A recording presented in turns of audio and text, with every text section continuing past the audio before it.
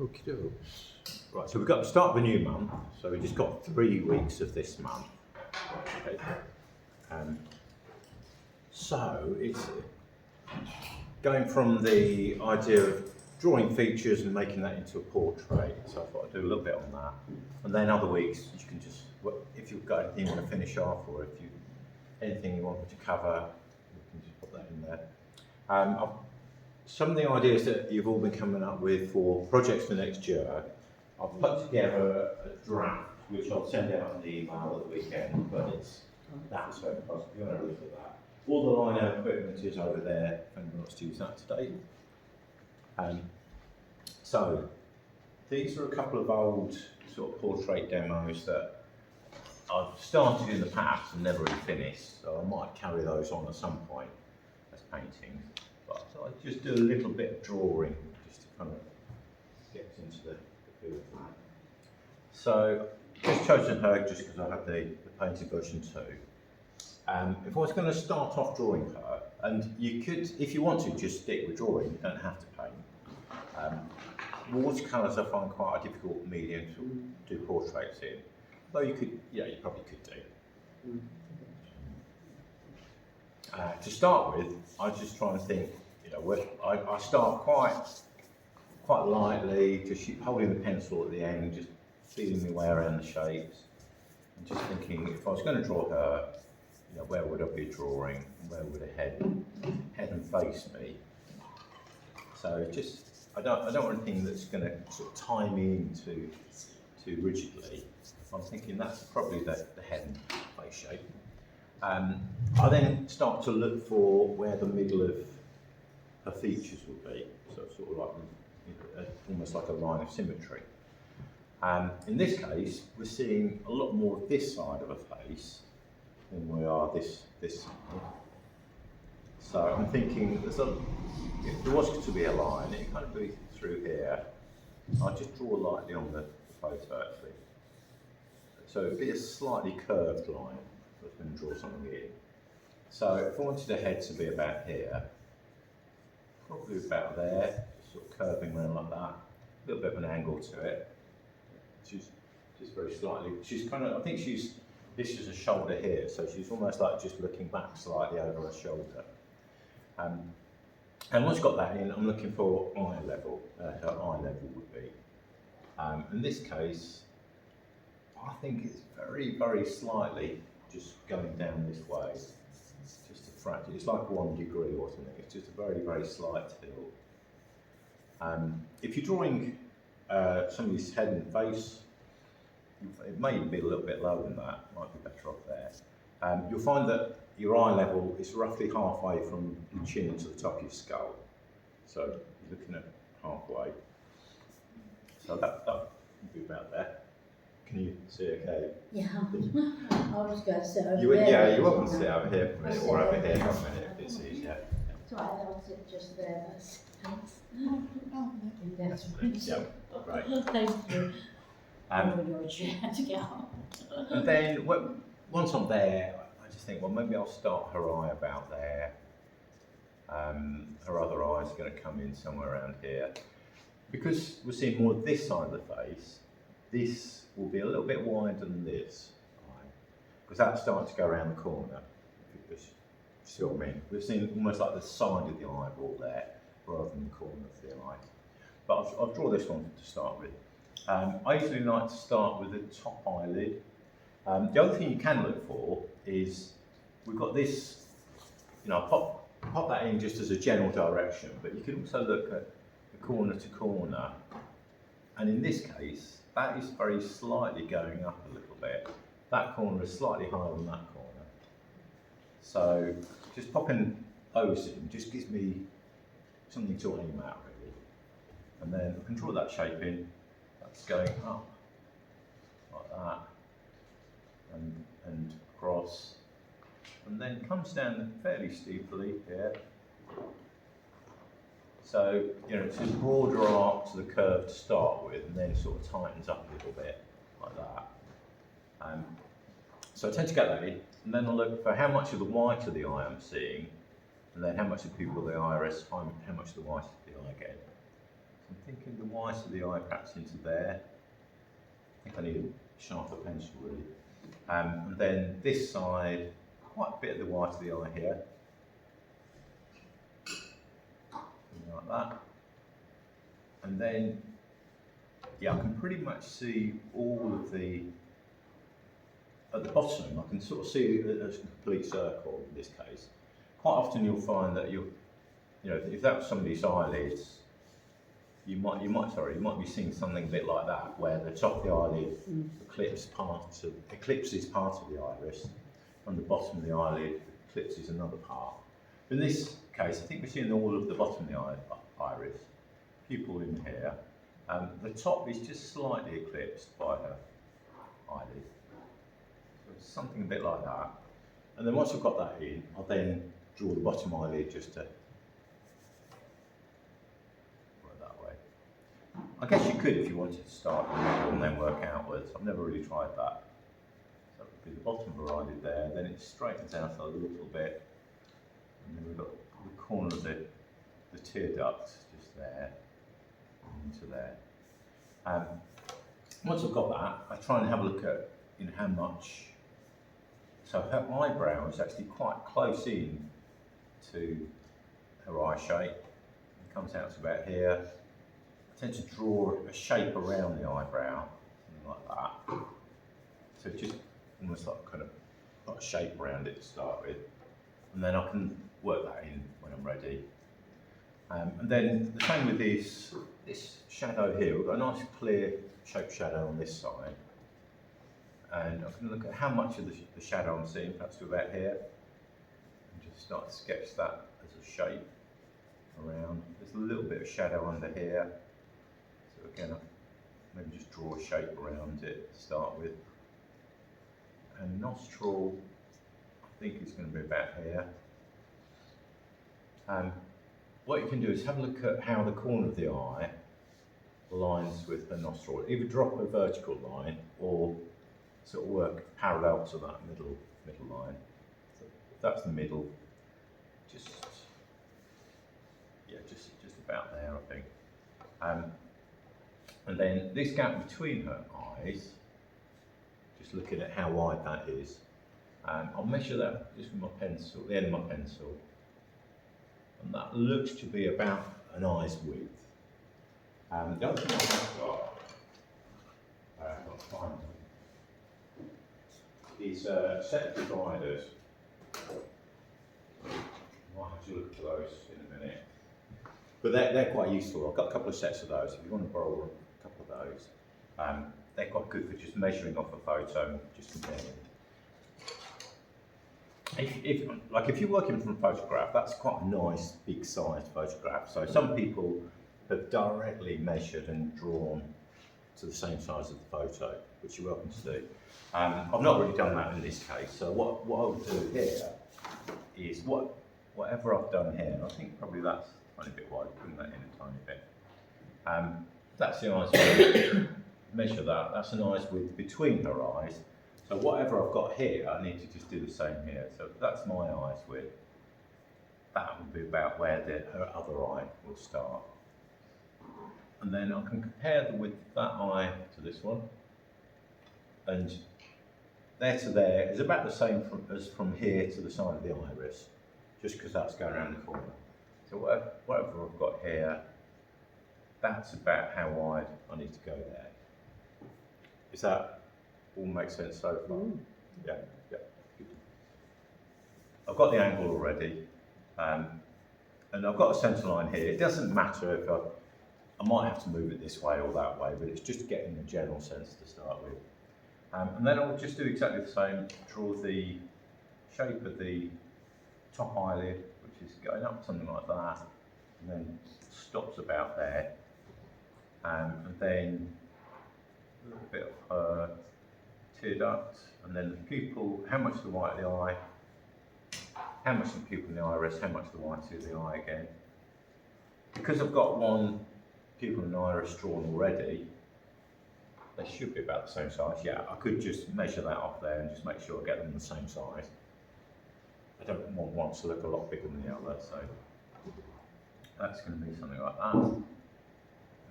just a little bit rounder. And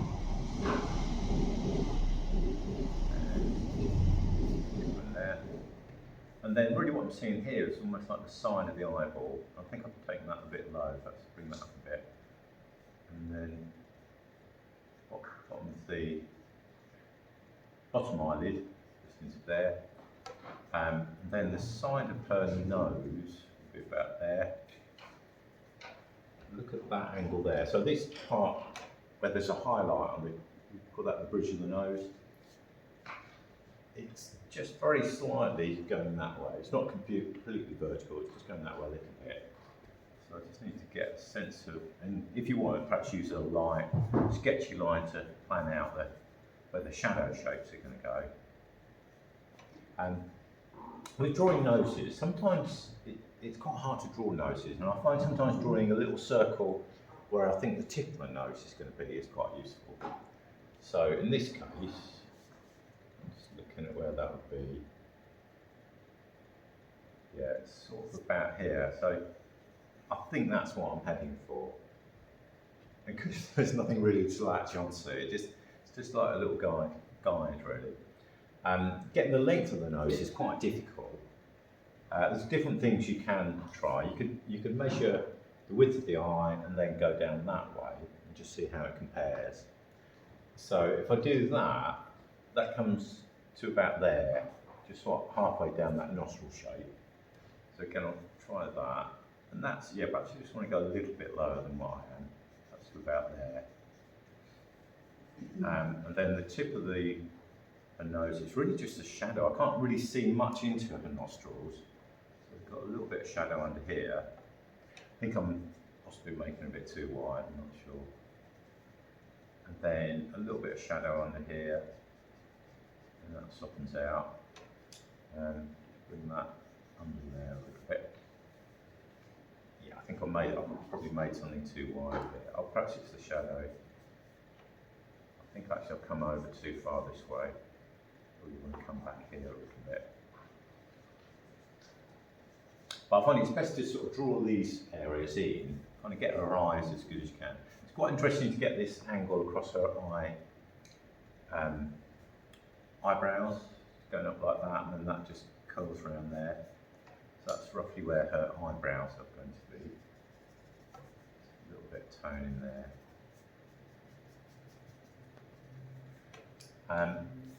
If I'm happy with that, and once I'm there, I then look at where this little shape is here, which I think is about there.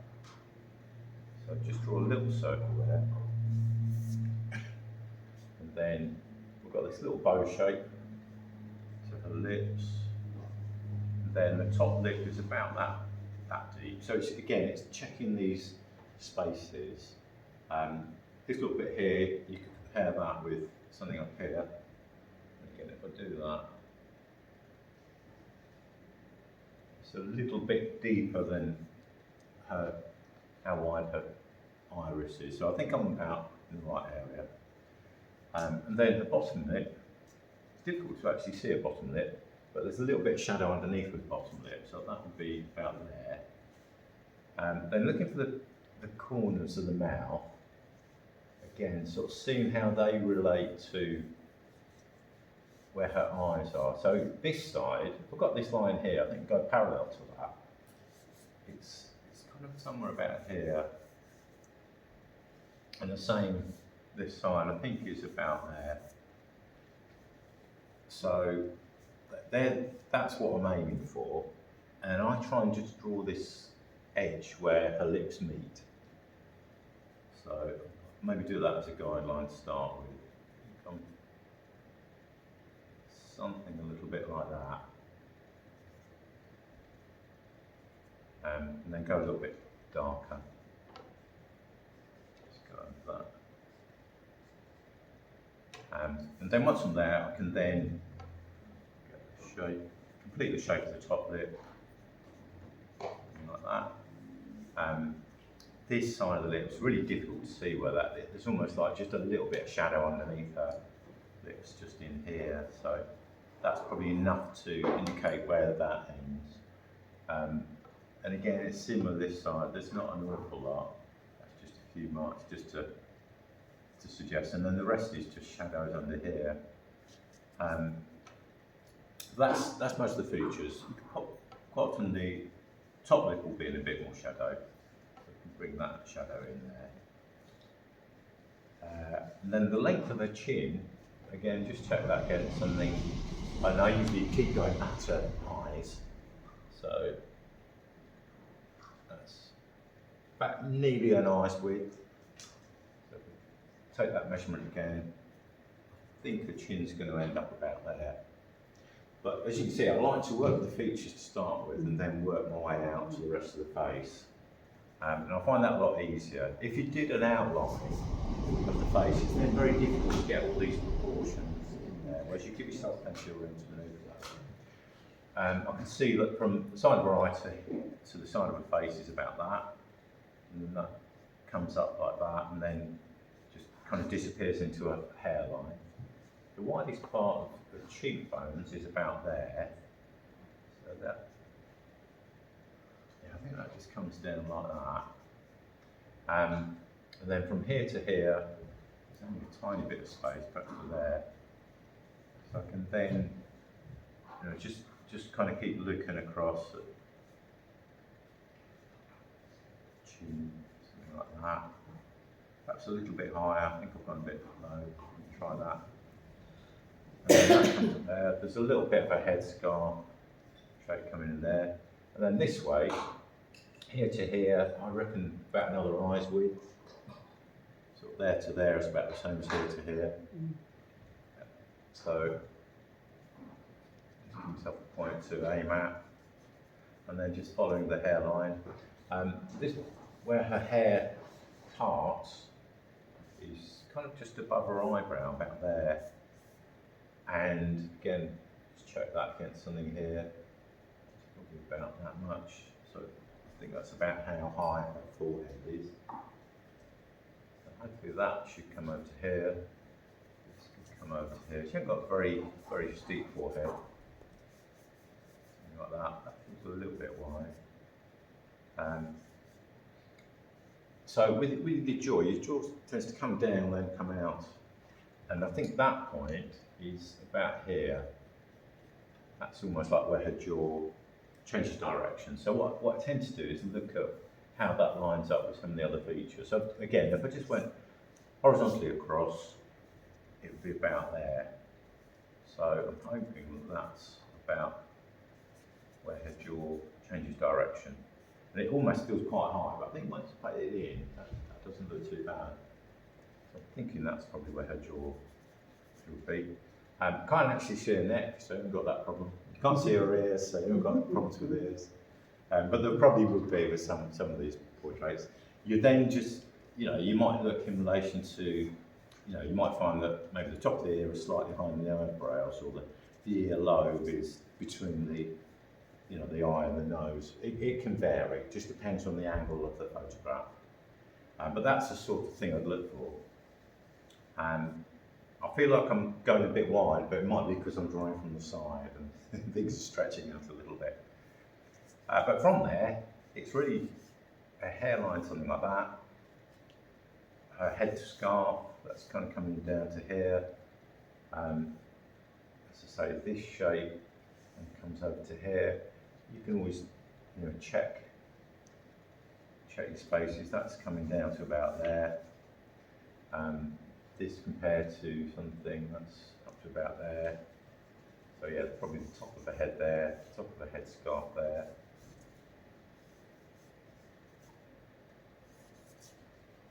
That's about the same as that, so that comes up to there.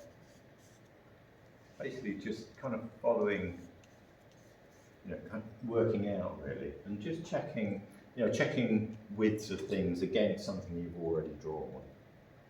And that's basically my basic approach to drawing really, is I draw something and I'll draw other things in relation to that.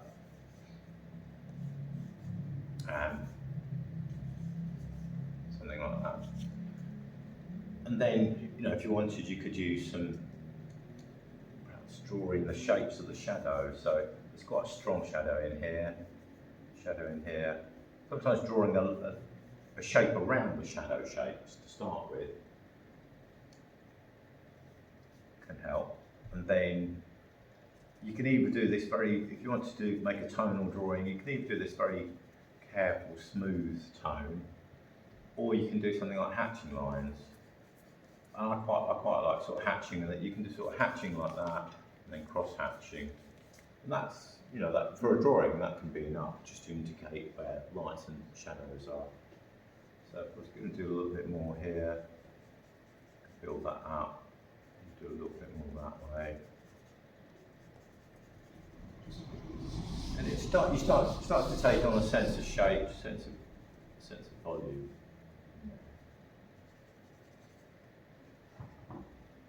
So that's how I tend to approach them. And it's pretty much exactly the same if I was painting it.